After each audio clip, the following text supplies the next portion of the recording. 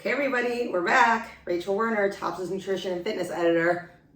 This is day 2, actually technically night 2 of meal prep, okay? So last night, or whenever you guys watched the first video, you saw me prepping the veggies that I roasted. So here's the tray. This is the finished results. So we had roasted potatoes, which were a mixture of yellow and red and sweet potatoes. I had some parsnip, remember, and onions as well, and then beets, plus a variety of carrots, right? So that was my roasted vegetable medley that you guys saw me do as kind of like a sheet pan prep in video 1.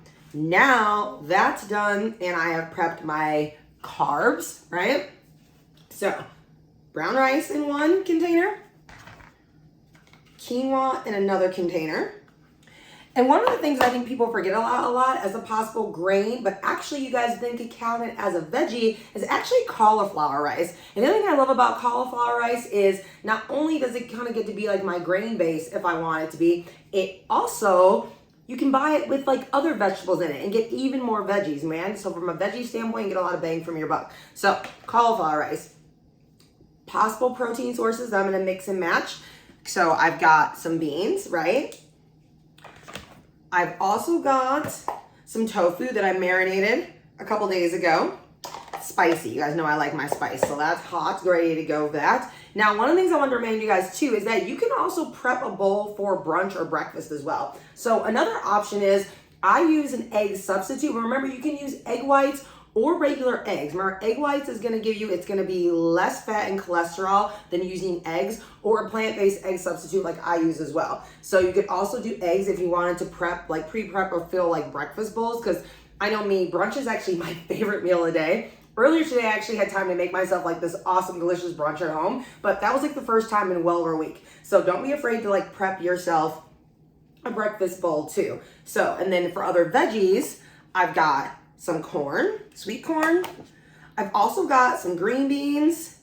And remember that you guys have fresh veggies. You can always chop fresh vegetables like different types of peppers. You could do carrot sticks and also celery even, and toss that in your meal prep. The only thing with that is that I would just add those right before you're getting ready to eat. I mean, if you know that you're like prepping the bowl to like take you to lunch or an event or somewhere the next day or camping or something like that, you could put it in. But if you're just like stacking stuff up in your house, either to store in the fridge for throughout the week or toss into the freezer, then I would just add fresh veggies right before you're getting ready to eat it. Same thing goes for avocado or any other additional fats. Like if you're gonna use like a dressing or a seasoning, those things don't necessarily need to go in the bowl when you prep it to store it in the fridge, okay? Like I said, unless the exception to that would be like, hey, I really need this to just be ready so I can just take it and run out the door with it the next day.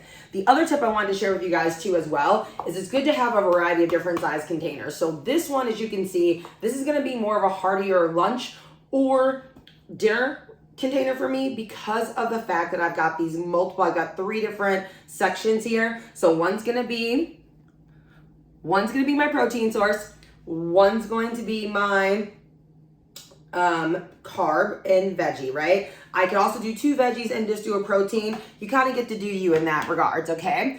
And then you can notice this one would be more of just like a smaller lunch or even a smaller dinner. So depending on how you worked out your exchanges for the day, that would be another option. In regards to like a container like this, when you have 2 and 2, or things that I don't mind are already combined together. So like if I just want a quinoa and like roasted veggies, or I want a quinoa and let's say, some beans, and then I also was gonna put the rice right next to it, right? That would work in a container together too. A container like this, where I've already got my rice, this is gonna be more like a bowl. So another protein source that I have kind of already, it's not ready yet. It's the one thing that's not totally done, but right behind me here in the slow cooker, I am actually, it's promised my daughter some tacos. She eats meat, even though I don't. Some tacos for dinner tonight. So you better believe I added enough extra so I could even pre-prep a burrito bowl for her, obviously during the week too. So a bowl like this, where I could just totally fill the whole thing with rice as a base and then layer things on top of it for like, let's say a burrito bowl, that would be, so remember, get yourself different sizes containers too. I gotta go assemble all these things.